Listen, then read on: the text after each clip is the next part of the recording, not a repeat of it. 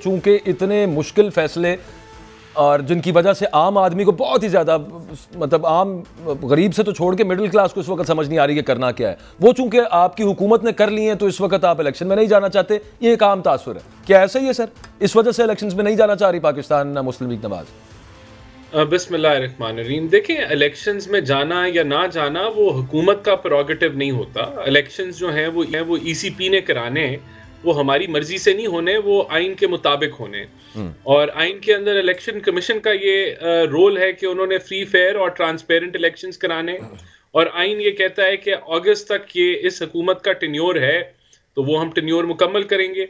उसके बाद डेफिनेटली पंजाब और केपी में तो अक्टूबर तक नहीं है ना, वो असेंबली डिसॉल्व हो गई है अकॉर्डिंग टू कॉन्स्टिट्यूशन। 90 दिन में इलेक्शन होने हैं।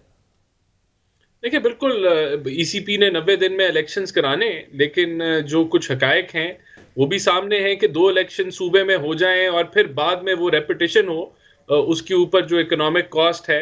और एक ऐसा निज़ाम आ जाएगा जो कि पहले 75 ईयर्स में पाकिस्तान के नहीं आया कि 2 सूबों का इलेक्शन पहले हो जाए, 2 का बाद में हो जाए, जबकि डिफरेंस चंद महीनों का है। लेकिन ये मावरा आइन तो नहीं है।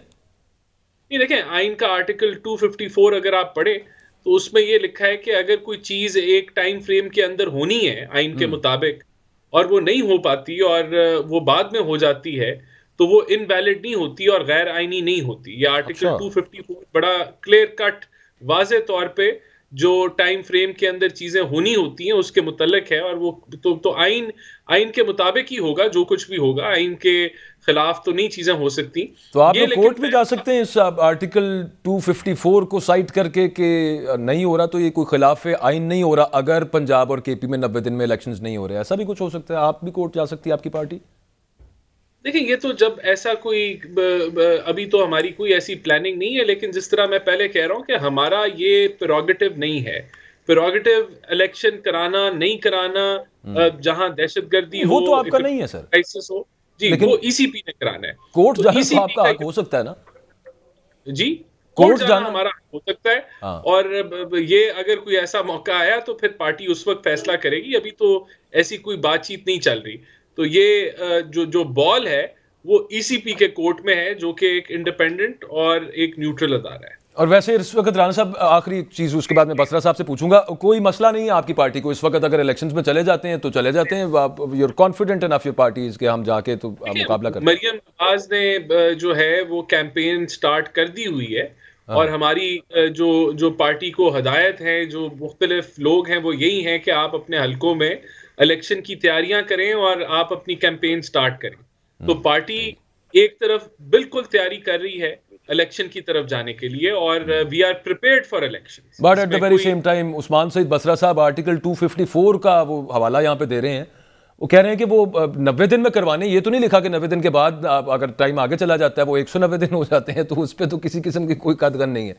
बसरा साहब। अच्छा बाजवा साहब, मैं सिंपली चाहूंगा मुझे 2 मिनट जरा टाइम दे दीजिए। देखिए, सबसे पहली बात तो ये है कि ये जुबान दराजी से तो काम चलेगा नहीं। यहाँ बैठ के आइन को आर्टिकल पढ़ दें जी। देखिए, सिंपल बात है, मैं क्योंकि कानून का तालिब इल्म हूँ, मैंने आइन पाकिस्तान को पढ़ा हुआ है और कानून की मैं प्रैक्टिस करता हूँ।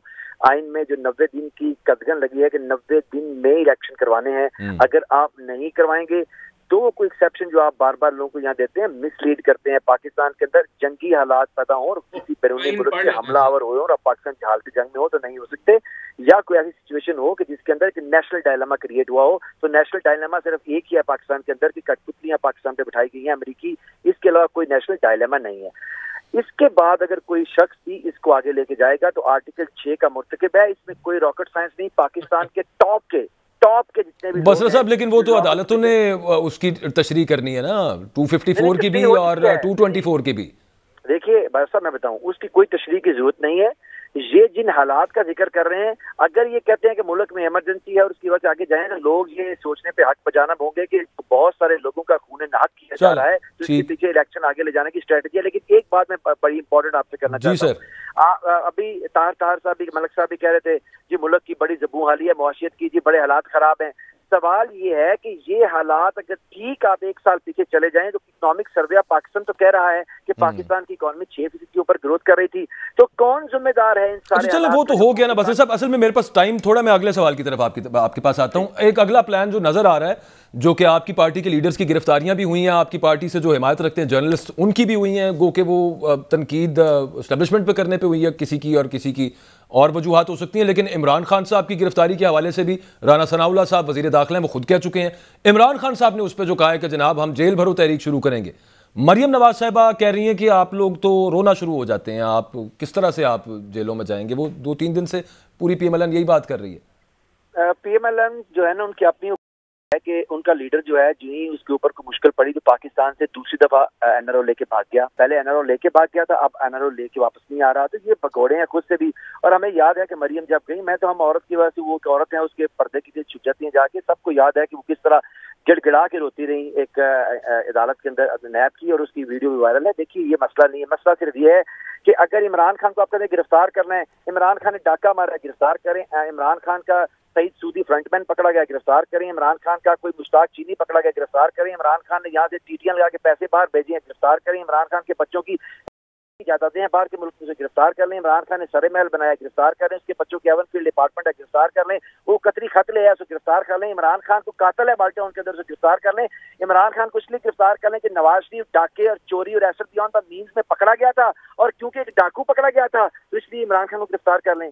भाई अगर वो मुंह ला लेते तो चंडा मार के लाल से नहीं किया जा सकता। अच्छा नहीं, वैसे आप लॉयर हैं बसरा साहब, लेकिन at the same time Toshakhana reference का जो फैसला आया उसके बाद उसके अंदर सजेशन थी कि फौजदारी मुकदमा चलाएं। अब वो फौजदारी मुकदमा चल जाए और कोर्ट सेशंस कोर्ट जो है उसमें अगर वो कन्विक्ट कर दे इमरान खान साहब को, या उससे साहब इसके साथ ये मेरा कमेंट भी ले लीजिएगा कि आज मरियम ने कहा कि जनरल बाजवा ने कहा कि अपना इमरान खान मेरी गलती थी, ब्लंडर था, इस पर भी आपने कमेंट कर दीजिएगा। देखिए सबसे पहले तो हमें याद है कि कौन किसकी गलती था जो सियासत के अंदर आए थे, हमें सब याद है। और फिर किस तरह से आज की जेबों के अंदर लटके हुए हैं और जो ये सब हो रहा है इस मुल्क के अंदर। मलक साहब देखिए आप शरारतें करते हैं, हम सब तारीख के तालिब इल्म है, हमें मालूम है कि आज किसका क्या रोल है। हमारे सामने बांग्लादेश भी खड़ा हुआ है, हमारे सामने कश्मीर के अंदर भी रियासती जबर की दास्तानें खड़ी हुई हैं, हमारे अपने पाकिस्तान के मामले भी खड़े हुए हैं। हमें सब मालूम है कि कौन जो है वो किसकी जेब में है और कौन किसके हाथ की छड़ी बना हुआ है। इसलिए मरियम का क्या मेरी पाकिस्तान तो क्या लंदन में प्रॉपर्टी भी नहीं है, फिर उसके वो निकल आई।